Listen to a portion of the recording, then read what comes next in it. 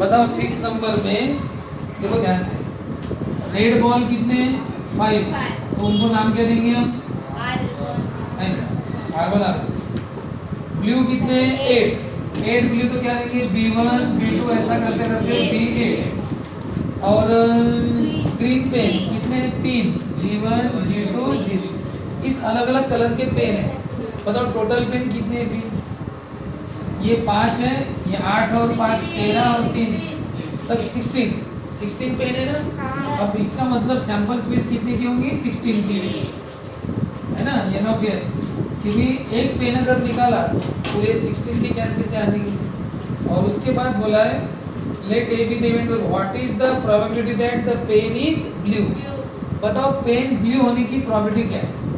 तो बताओ let A be the event ऐसा लिखना, let A be the event that pen drawn is blue. बताओ ब्लू पेन है तो पहले कर्ली ब्रैकेट में ब्लू लिखने पड़ेंगे पूरे, कोई भी ब्लू आ सकता है ना। तो टोटल कितने बताओ 8 है, तो P ऑफ ए का फॉर्मूला क्या है? N of A upon N of A 8/16 यानी 1/2। 8 1 जा 8 2 जा। अगर आपको बोला होता कि रेड पेन निकला, बैग में इतने पेन है, कौन सा पेन निकला? तो एक पेन ड्रॉ किया और वो पेन निकला रेड कलर का, रेड कलर के पेन की प्रोबेबिलिटी क्या है? तो बताओ रेड पेन क्या एक निकल सकता है क्या? कितने 3, तो फिर आपको क्या लिखना पड़ेगा? Let B be the event that the pen drawn is red. तो क्या लिखने पड़ेंगे? रेड जितने भी है, कितने 5, टोटल कितने 5 N ऑफ बी, तो P ऑफ बी क्या होगा? N of B upon N of S यानी 5/16 ऐसा। अगर ग्रीन बोला होता तो कितने लिखते? ग्रीन के 3। देखो हाथ में कोई भी एक ज ग्रीन पेन आएगा, पेन ड्रॉन इज ग्रीन, फिर हम 3 क्यों लिखते हैं यहाँ पे? पूरे ग्रीन क्यों लिखते हैं? क्योंकि इवेंट का मतलब मैं आपको कई बार बता चुका हूँ, इवेंट का मतलब होता है all possible conditional result. Condition है ग्रीन की, तो कंडीशन ग्रीन की है, उसके भी ऑल पॉसिबल वर्ड लगा ना, तो कंडीशन है ग्रीन की, तो ग्रीन के ऑल पॉसिबल लिखने पड़ेंगे ना। ग्रीन के ऑल पॉसिबल कितने? 3। तुम्हारे हाथ में ग्रीन पेन कौन सा आ सकता है? अगर ग्रीन पेन आया हाथ में तो पहला भी ग्रीन आ सकता है, दूसरा भी ग्रीन आ सकता है, तीसरा भी ग्रीन आ सकता है, 3 है तो इसका मतलब पॉसिबिलिटी तीनों की है कि नहीं, इसलिए लिखते पूरे के पूरे। अगर बोला pen drawn is red pen निकला, तो रेड पेन के इवेंट का मतलब क्या था? All possible. मतलब रेड पेन कितने पॉसिबल? 5 ये का चीज है कितने? 5 पाँचों नहीं लिखने पड़ेंगे यहाँ पे, क्योंकि इवेंट में भी उसके सभी लिखने पड़ते हैं। रेड तो रेड के सभी, ग्रीन तो ग्रीन के सभी, ब्लू बोला तो ब्लू के सभी, इसलिए फिर उतने पूरे आते हैं, क्योंकि इवेंट का मतलब ये ऑल पॉसिबल कंडीशनल रिजल्ट। इसमें कंडीशन बताते हैं ना कि ब्लू आना चाहिए कि रेड आना चाहिए, उसके सभी ले लेना ऐसा। वो अपना कौन सा क्वेश्चन है 6, मैं इसका फोटो भेज दूंगा, अभी आपको समझा दिया, लिखो मत, सिंपल है लिखना वगैरह, तो इसका ये फोटो निकाल के भेज दूंगा मैं, ठीक है। अब एक्चुअली पढ़ना में 7th क्वेश्चन बता। 7th क्वेश्चन में क्या दिया? 6 फेसेस ऑफ ए डाई। एक डाई है, उसके कितने फेसेस बताएं? 6 फेसेस। एक डाई पर 6 फेस है, ये देखो ये डाई जानते हो ना, सब्सिडी देते हो ना। एक्चुअली वो सब्सिडी वाली जो डाई रहती है ना, उसमें 1 2 3 4 लिखा रहता है, लेकिन इस डाई पर 1 2 3 4 नहीं लिखा। इस डाई पर क्या लिखा है? ए 2 जगह लिखा है, एक साइड में क्या लिखा है? बी, हाँ, और एक साइड में क्या लिखा है? B C D E. यानी ए कितनी बार लिखा है? 2 बार। फिर 6 साइड है ना, 2 बार ए, फिर बी, फिर इधर सी, उधर डी, नीचे ई, ऐसा है वो, लेकिन ए 2 बार है। अब बताओ डाई में क्या बोलते हैं? जो अपर फेस पे आता है वही रिजल्ट है। अब अगर मैंने ये डाई है, इसको मैंने थ्रो किया और बोला लेटर बी ऊपर आना चाहिए, कौन सा लेटर ऊपर आना चाहिए? बी। तो बताओ बी ऊपर आना चाहिए, तो इवेंट का मतलब जान लो, ऑल पॉसिबल। बताओ बी के कितने पॉसिबल है? बी के कितने पॉसिबल है? एक अच्छा, तो कितना का होना चाहिए? अगर बोला कि नहीं ऊपर नहीं क्या, ए आना चाहिए, तो बताओ इवेंट का मतलब जानते हो ना, ऑल पॉसिबल। जो भी बोलूंगा उसका ऑल पॉसिबल। मतलब ए के कितने पॉसिबल? 2, इसलिए ए के कितने आएंगे? 2, लेकिन बाकी सबका कितना आएगा? 1। अगर सी 3 बार होता तो 3। अगर इस यहाँ पे सी 3 जगह लिखा होता तो सी बोला होता तो कितने लिखते? 3। ये फर्क है, याद रखना कि ऑल पॉसिबिलिटी। तो देखो क्वेश्चन क्या, if the die is rolled, die को क्या किया, रोल किया, ऐसे थ्रो किया. Find the probability that, probability बताओ, A appears on the upper face.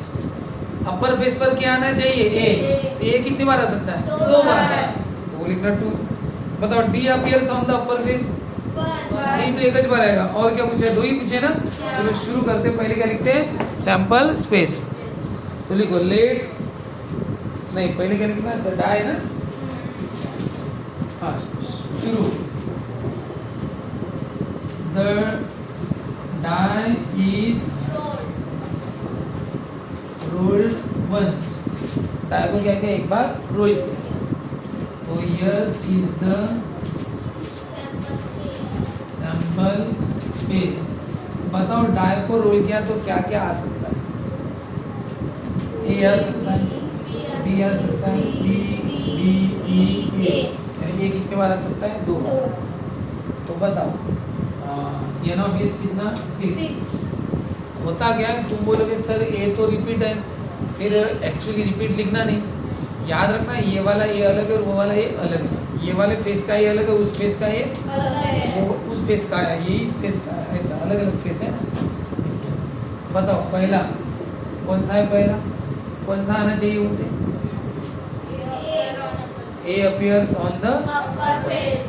तो इसको नाम क्या दे, इसका नाम let A be the event, कैसे बोले उसको, इसको कुछ नाम अलग देना पड़ेगा. एक्स. तो एक काम करते ना, नाम भी वही देते थे जो लेटर बोला है. हाँ ए बोला है तो एच नाम देते इवेंट का, और आगे डी बोला है ना तो डीच नाम देते उसका. क्या तो क्या लिखते, let A be the event that, क्या लिखा है उन्होंने, ऐसा इन्वर्टेड कॉम, इन्वर्टेड कॉम है ना. A appears on the upper face. अब बताओ अपर फेस पर ए आना चाहिए, कितने ए आ सकते हैं, 2. एन ऑफ ए कितना हुआ, 2. तो बताओ पी ऑफ ए का फॉर्मूला क्या है, एन ऑफ ए अपॉन यानी 2/6 यानी. उसके बाद क्या बोला है, let D be the event, है ना.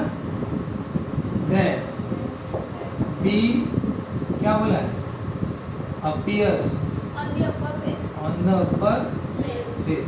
बताओ डी आना चाहिए, बताओ डी कितनी बार आएगा, एक ही बार आएगा. तो बताओ एन ऑफ डी कितना, 1. तो बोलो फिर इसके बाद पी ऑफ डी का फॉर्मूला क्या है, एन ऑफ डी अपॉन यानी 1/6. बराबर.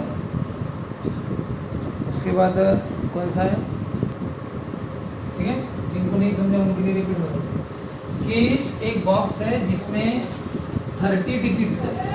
ये बॉक्स उसमें 30 टिकट्स है, ऐसी रखी हुई है. नंबर से 1 2 3 4 ऐसा करके ऐसे 30 तक नंबर, और आपको बोला एक टिकट इज ड्रॉप, एक टिकट ड्रॉप. अब बताओ एक टिकट ड्रॉ करो तो कोई भी आ सकते हैं ना. बताओ कौन सी टिकट आ सकती है आपके हाथ में, हो सकता है 27. वापस डाल दो उसको. हाँ फिर से किसी स्टूडेंट को बोले तू निकाल रहे, हो सकता है उसके हाथ में 2 नंबर की है. तो ऑल पॉसिबिलिटी क्या है, कोई भी आ सकती है. यानी क्या 1 2 आ सकता है, 3 आ सकता है, 4 आ सकता है, 30 तो कोई भी आ सकता है. इसको बोलते हैं सैंपल स्पेस, ऑल पॉसिबिलिटी. ठीक है. उसके बाद हो गए इतने. अब एन ऑफ एस यानी कितनी संख्या हो गई, 30. और अब बताओ क्या बोला है, लेट बॉक्स क्वेश्चन क्या, find the probability that ticket drawn is an odd number. तो let A be the event that, तो टिकट ड्रॉन जो निकाली वो क्या है, ऑड नंबर. यानी इवेंट का मतलब कंडीशन.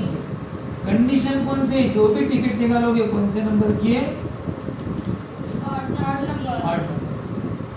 जो भी टिकट निकालोगे कौन से नंबर की, ठीक है. करो. आता तुझा काही वाजत आहे का. हाँ देखिए ए be the event that ticket drawn is an odd number. Odd number निकल है, मतलब ऑड नंबर कौन कौन से हैं पता है ना, 1 3 5 7 11 13 15 बस 21 लिख सकते हैं क्योंकि अपना ब्रैकेट खत्म हो गया. ब्रैकेट याद रखिए ना. आगे के लिखना कि नहीं लिखना? लिखना। ब्रैकेट को बढ़ाओ। हाँ 21, 23, 25, 27, 29, ठीक है। कितने हो गए? 50, तो क्या हो गया? 15/30। 1/2। हाँ, और एक बात, दूसरा इवेंट बोला है कंप्लीट स्क्वायर। कंप्लीट स्क्वायर को ही क्या बोलते हैं? Perfect square. परफेक्ट स्क्वायर कौन है? जो किसी के स्क्वायर होते हैं। जैसे 1 का स्क्वायर 1 होता है, 2 का स्क्वायर 4 होता है, 3 का स्क्वायर 9, 4 स्क्वायर 16, 5 स्क्वायर 25, 6 स्क्वायर 36। लेकिन अपने गोडाउन में 36 नहीं है। कितने हो गए? 1/6। ठीक है। यानी क्वेश्चन नंबर कौन सा है? 10 है ना। क्वेश्चन नंबर 10 में गेम ऑफ चांस में एरो कहाँ पे रेस्ट करेगा? At any one of the numbers. कहीं पे भी क्या करेगा? वो रेस्ट कर जाएगा। रेस्ट करेगा ना, रुक जाएगा। तो वो कौन से नंबर है? 1 2 3 4 5 6, कहीं पे भी रुक जाएगा। Find the probability that. अब ये प्रोबेबिलिटी बताओ, इट विल रेस्ट एट 8। बताओ 8 पर रुकने के चांसेस कितने हैं? हमें प्रोबेबिलिटी नंबर में चाहिए, है ना। तो बताओ जब 8 पर रुकने के चांसेस कितने? तो 8 कितनी जगह पे? एक ही चांस है ना सिर्फ रुकने का। देखो उसको नंबर में काउंट करते हैं ना। जैसे डाई को रोल करते हैं, जब हम डाई को रोल करते हैं तो 1 2 3 4 5 6।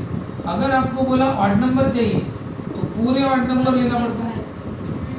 इवन नंबर चाहिए तो, लेकिन उन्होंने कहा कि ऊपर 6 से जाए। कितना है? ना इवन बोला ना ऑड बोला।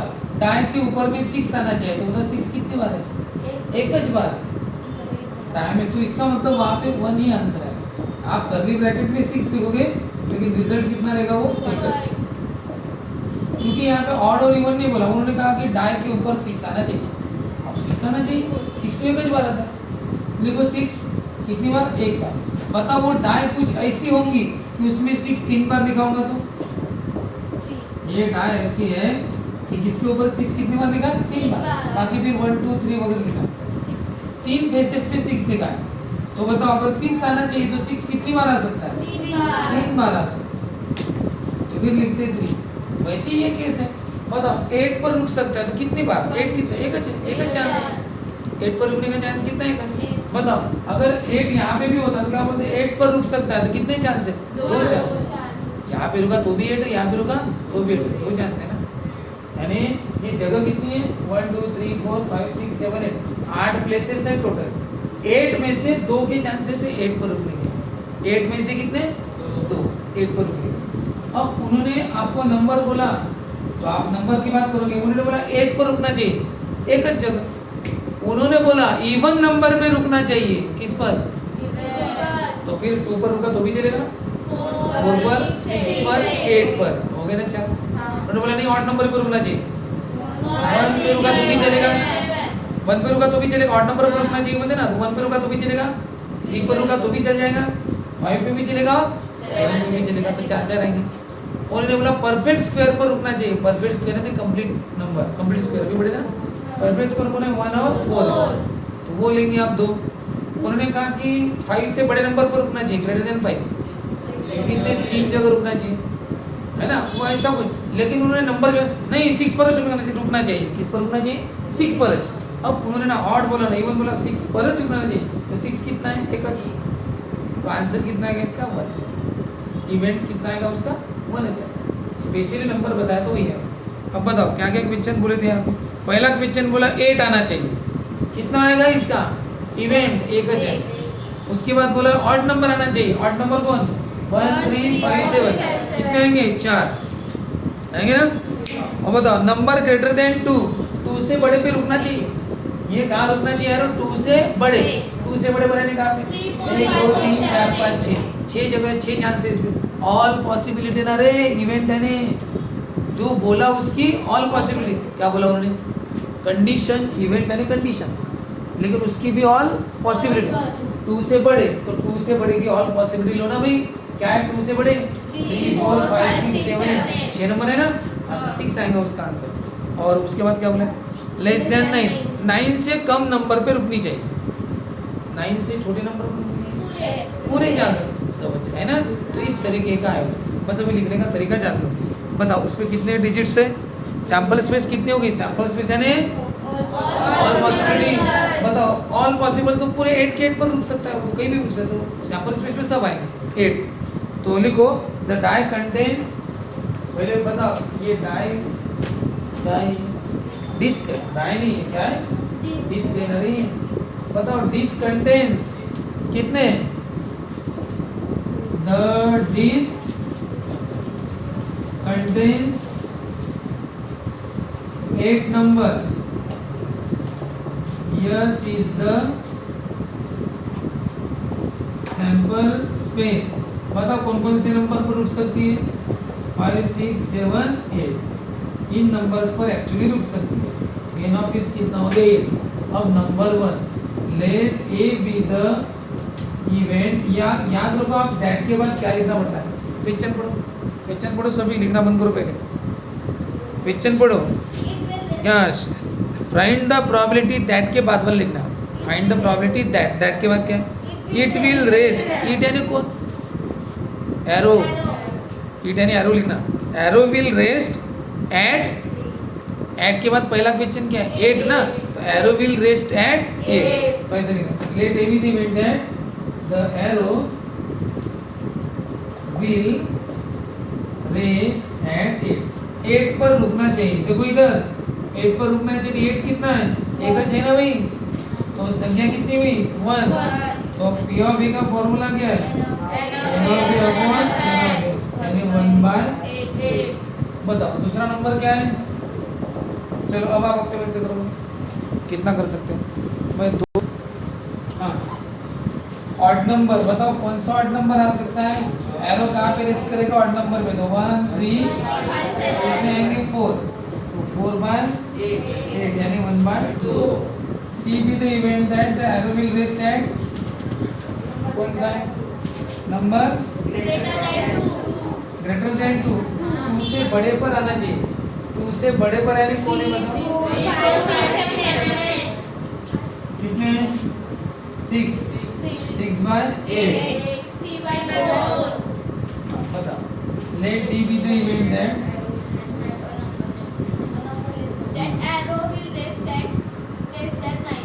लेस देन, बराबर लिखना पूरा, 9 से छोटे लिखो, बरा 9 से छोटे कौन है,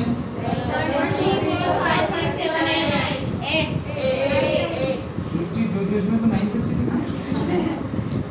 बोलो क्या होता है, एन ऑफ डी अपॉन 8/8 कितना, 100% चांसेस है यहाँ पे पूरे के पूरे आने का।